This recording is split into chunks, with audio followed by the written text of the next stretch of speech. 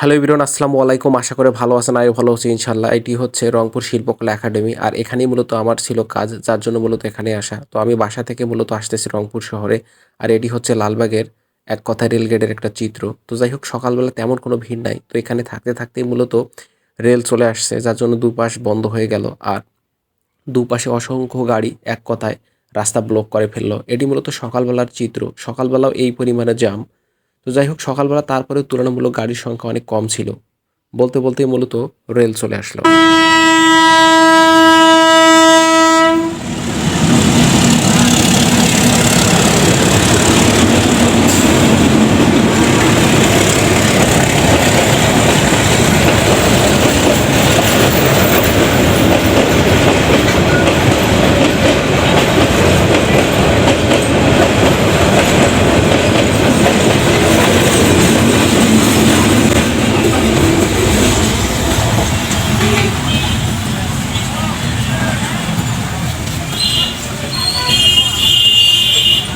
Rail gate খুলে দেওয়ার সঙ্গে সঙ্গেই মূলত যে যেরকম পারতেছে রাস্তা পার হয়ে যাচ্ছে। তো রাস্তার পাশে এরকম কিছু ভ্রাম্যমান দোকান বসেছে। এক কথায় আন্টি এখানে শাক বিক্রি করতেছে। এই শাকগুলো মূলত তারা বিভিন্ন পয়েন্টে বিক্রি করে। আর তারা মূলত শাকগুলো সংগ্রহ করে গ্রামীণ বাজারগুলো থেকে। এক কথায় শাক তো আর শহরে চাষ হবে না গ্রাম ছাড়া। তো এটি হচ্ছে লালবাগ কেডিসি রোড, এক কথায় রেলগেটের সকালের চিত্র। ৮টা থেকে ৮:৩০ এই টাইপের চিত্র, মানে এই সময়ের চিত্র। যার জন্য মূলত যানবাহনের সংখ্যা খুবই কম। আর এই রিক্সাগুলো মূলত প্রতিনিয়ত এই রিক্সার ডাকে এই শহরে যারা স্থানীয়, এক কথায় শহরে যারা মেসে থাকে স্থানীয়, সবার এই রিক্সার বেল এবং তাদের ঝ্যানঝানানি শব্দ, অটো, এগুলোর হরেনেই মূলত তাদের ঘুম ভাঙে। তো যাই হোক, শহরের এগুলো হচ্ছে নিত্যদিনের এক কথায় কাজ। যার জন্য মূলত যারা শহরে থাকে তাদের এগুলোতে কোনো আর সমস্যা হয় না।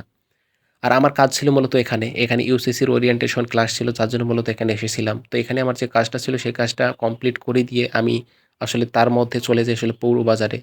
এগুলো হচ্ছে মূলত ইন্টারমিডিয়েটে পরীক্ষা দেওয়ার পর তারা এডমিশন কোচিং করবে, যার জন্য মূলত তারা আজকে ওরিয়েন্টেশন ক্লাস করার জন্য এখানে চলে আসছে। আর তাদের লোকেশনটা ছিল হচ্ছে রংপুর শিল্পকলা একাডেমি এখানে। তো যাই হোক, পরিবেশটা অত্যন্ত সুন্দর ছিল, অনেক মনোরম একটা পরিবেশ ছিল। প্লেসটাও অনেক সুন্দর, গর্জিয়াস, যার জন্য অনেক ভালো লেগেছে। তো যাই হোক, তারপরে আমি এখানে কিছুক্ষণ সময় দিই। সময় দেওয়ার পরে তারপর যখন তাদের ক্লাস শুরু হয়, তার কিছুক্ষণের মধ্যে মূলত আমি এই জায়গাটা ত্যাগ করে চলে যাই আমার সেই কাজে। এখানে যে ফলের দোকানগুলো দেখতে পাচ্ছেন, এই ফলের দোকানগুলো মূলত সব মানে সর্বোচ্চ ২ থেকে ৩ ঘন্টা এখানে থাকে। তারপরেই মূলত সবকিছু আবার ফাঁকা হয়ে যায়। তখন অন্যান্য গাড়ি-টাড়ি দিয়ে এই জায়গাগুলো ভরে যায়। সকালবেলা মূলত এই দোকানগুলো দেখতে পাওয়া যায়। আর বিকেলবেলা মূলত এই কিছুই থাকে না। আর এটি হচ্ছে পৌরবাজারের মাছ বাজার। তো এই মাছ বাজারে এসে বিভিন্ন ধরনের সামুদ্রিক মাছ থেকে শুরু করে বিভিন্ন পাইকারি, খুচরা বিভিন্ন ক্রেতায় এক কথায় ভরপুর। বিষয়টা ভালোই লেগেছে। আর ফার্স্ট টাইম আমি ঢুকেছি। যদিও বা রংপুরে বহুবার গিয়েছি, কিন্তু এই মাছ বাজারে মাছ কেনার পারপাসে কখনো যাইনি। এটাই আমার ফার্স্ট টাইম। আর এখান থেকে বের হয়ে চলে আসলাম বাসার উদ্দেশ্যে।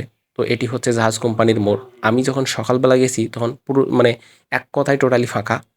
আর এখন বাজে হচ্ছে ১টা, যার জন্য ভরপুর জ্যাম। মানে ইঞ্চি ইঞ্চি জায়গাও ফাঁকা নেই, এই পরিমাণে জ্যাম। আর এটি হচ্ছে শাপলা চত্বর, এখানেও আসলে জ্যাম। আর এই রংপুর শহর মূলত মানে জ্যামের শহরেও বলা যায়।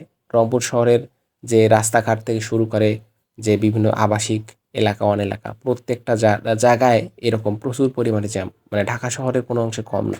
আমরা সবাই শুধু জানি যে ঢাকা শহরে প্রচুর জ্যাম।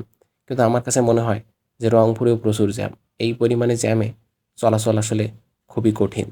তো আপনারা দেখতে পাচ্ছেন যে শাপলা চত্বরে যে পরিমাণে জ্যাম ছিল, জাহাজ কোম্পানির মোড়েও ঠিক সেম পরিমাণে জ্যাম। এক কথায় জাহাজ কোম্পানির মোড়, মডার্ন মোড়, শাপলা চত্বর, তারপর হচ্ছে পায়রা চত্বর, মেডিকেল মোড়, এই সম্পূর্ণ রাস্তা জুড়ে এরকম আপনারা জ্যাম পাবেন।